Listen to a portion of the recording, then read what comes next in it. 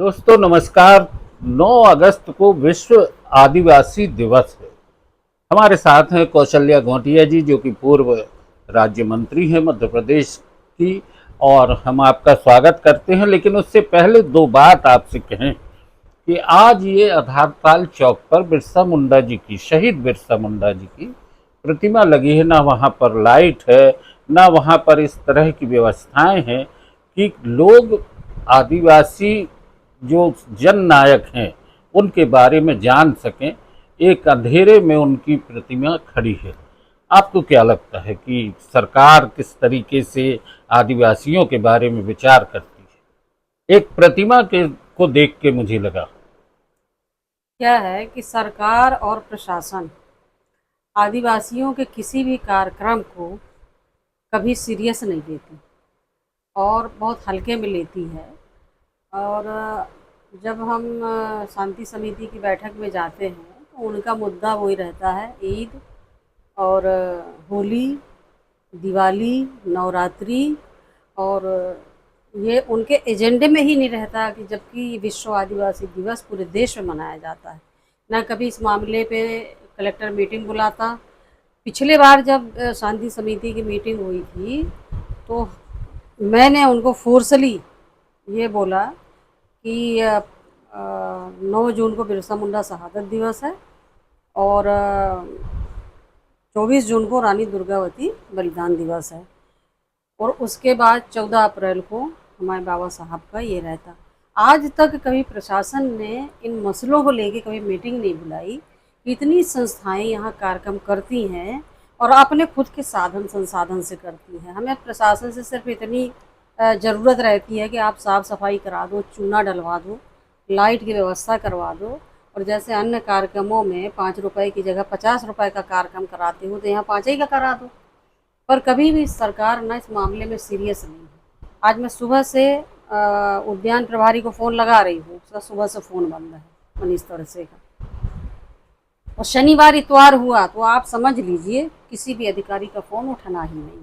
यानी दोस्तों, कल विश्व आदिवासी दिवस है और बिरसा मुंडा हमारे जननायक हैं, आदिवासियों के। खुद प्रधानमंत्री नरेंद्र मोदी ने भगवान बिरसा मुंडा बोला था, ये उपमा दी थी। लेकिन हमारा प्रशासन, प्रशासनिक तंत्र से जुड़े लोग कितने लापरवाह हैं कि ना वहाँ पर लाइट की व्यवस्था हुई उनकी प्रतिमा के सामने, ना वहाँ पर किसी तरीके की कोई साज सज्जा की गई। बहरहाल मुद्दा यह है कि विश्व आदिवासी दिवस, मध्य प्रदेश में जिस तरीके से आदिवासियों की स्थिति है, हम उस पर आपसे बात करें। क्योंकि आप राज्य मंत्री भी रही हैं, आज क्या स्थिति लगती है आपको? मेरा अभी तक जो सामाजिक और राजनैतिक अनुभव रहा है क्षेत्र में काम करने का, उससे मुझे ये लग रहा है कि सरकार आदिवासियों के अस्तित्व को समाप्त करना चाहती है। क्योंकि भारत मूल निवासियों का देश है और आप देखिए कि पूरे देश में हाहाकार मचा है। आज भी कैन बेतवा के लिए महिलाएं पानी अर्थी पे लेटी हुई हैं। शहडोल में आंदोलन चल रहा, खंडवा में आंदोलन चल रहा, आपका उड़ीसा में 30,000 आदिवासियों का आंदोलन चल रहा, उनको उजाड़ा जा रहा है, वो अडानी, हर जगह अडानी। आपका डिंडोरी में आंदोलन चल रहा और जबलपुर के आसपास तो मतलब आप जितने भी आदिवासी प्रधान क्षेत्र हैं, आज से 25-30 साल पहले कम से कम 5 से 10% आदिवासियों को विस्थापित किया गया था बांध के नाम पे। आज तक ये नहीं पता है कि जहाँ बांध बनाया गया 100-100 गांव, 200-200 गांव हटाए गए, उन विस्थापितों के क्या हाल है। इसी तरह से आज वो पार्ट नंबर 1, ये पार्ट नंबर 2 कि जहाँ जहाँ आदिवासियों की बस्ती है, क्योंकि वो पहले जंगल थे, आज शहरीकरण हो गए, अब वो उनको ज़मीनें बड़ी कीमती दिखने लगी। ये जो पैसे की हवस, ज़मीन की हवस हमको ऐसे खाई में ढकेल रहा है कि ये दुनिया बचने वाली नहीं है। आदिवासी ही एक ऐसी कौम है दुनिया में जो जल जंगल ज़मीन को बचा पाएगी और वही बचाती है। उनके डीएनए में ये बार बार मैं हर बयान में बोलती हूँ कि आखिर आदिवासी सरकार से क्या लेता है। क्या आप उसको 2 वक्त की रोटी भी नहीं देना चाहते? वो तो अपनी मेहनत मजदूरी करके। आज आप कहीं भी आदिवासी, अभी चंद कदम पे चले जाओ, अमखेरा चले जाओ, बिछाई चले जाओ, मड़ई चले जाओ, आप ग्वारी घाट के आदिवासी बस्तियों में है, महाराजपुर चले जाओ, सुहागी चले जाओ, एक लड़का है आपको होश में नहीं मिलेगा। इन्हीं के लोग, पुलिस अपने संरक्षण में शराब बिकवाती है, गांजा बिकवाती है, और हमारे आदिवासी समाज की जो नौनिहाल है वो सत्यानाश हो रहा है।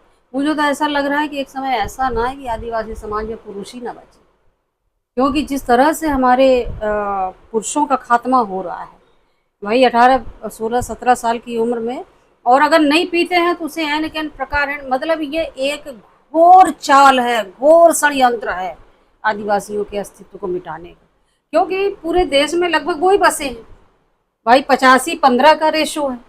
तो अब ये जब 15 का रेशो बढ़ेगा तो 85 को तो हटाना पड़ेगा। उसमें एसटी भी है, एससी भी है, ओबीसी है। अब उनको चाहे जिसे आप सामूहिक मार डालो, या भूख से मार डालो, या कोरोना से मार डालो, या डुबा के मार डालो, या जला के मार डालो, या पूरे गांव के गांव बस्ती उजाड़ के मार डालो।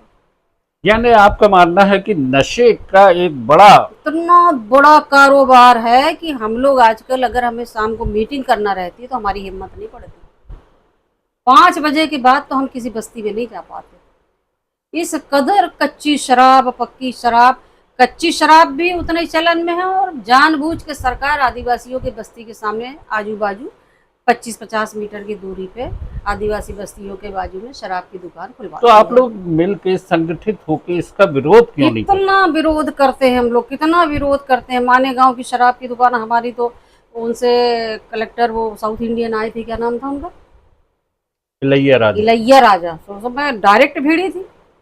उनके जो अधिकारी कर्मचारी हैं वो गलत सूचना देते हैं कलेक्टर को। खैर देखो, अभी जब मैं कलेक्टर से मिली थी ना, तो कलेक्टर का कहना है कि शराब से राजस्व आता है। तो क्या सिर्फ आप आदिवासियों को ही पिला पिला के लेकिन अभी राजस्व तो मध्य प्रदेश कमाओगे? सरकार ने ये घोषणा की है कि नशा मुक्त मध्य प्रदेश। ये तो हर साल करती है। कुछ ईमानदार पत्रकारों को जो साथ में लें, कुछ ईमानदार पत्रकारों को कलेक्टर साथ में लें। जैसे पहले के कलेक्टर होते थे कि वो रात को भी बस्तियों में जाते थे, कोई समस्या आन पड़ती थी तो उसका निदान करते थे। रात को जाएं, एसपी जाएं, कलेक्टर जाएं, औचक निरीक्षण करें, औचक निरीक्षण पत्रकारों के साथ। और सिर्फ 5-6-7 बजे अंधेरा जैसे ही हो आप जाएं, और बस एक कोने में जाके आप खड़े हो जाएं किसी भी आदिवासी बस्ती के किनारे, और आपको पूरी पिक्चर समझ में आ जाएगी। दोस्तों, ये एक बड़ा मुद्दा है जिस पर कौशल्या गोटिया जी ने बात की है और इशारा भी दिया है कि आदिवासी समुदाय के युवा जो हैं उनको नशे में डुबोने का एक षड्यंत्र चल रहा है। उन बस्तियों के आसपास शराब की खुलेआम बिक्री होती है और वो पूरी की पूरी एक पीढ़ी नशे में डूब रही है।